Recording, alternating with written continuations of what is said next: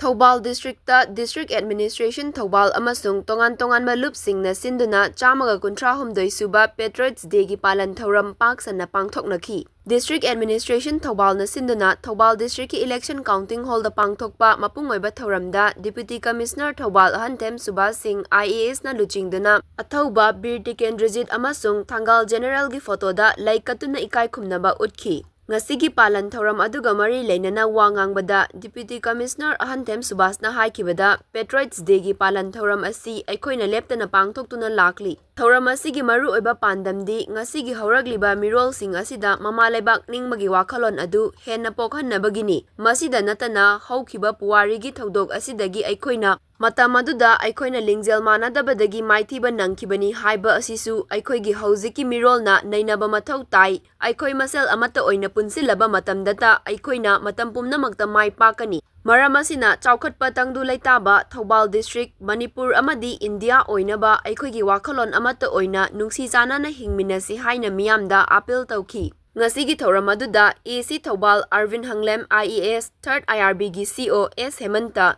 ADM Thoubal B Lokeshwar Sharma District asigi civil amasung uniform gi makok thongba officer sing tonganba department singi district level officer sing su sarug yaki. Eikoi punna thabak tawinaragani eikhoina ngamoidaba lete punna thabak tawinaba ngabagi spirit lekraba chaukhatpasu ngamoi loina nito or atopa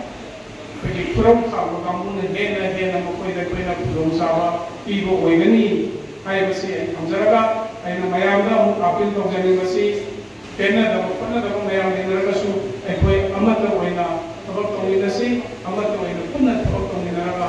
eikhoigi Thoubal District Manipur India puna makse chaukhat na bawna bada eikoi maten function minasi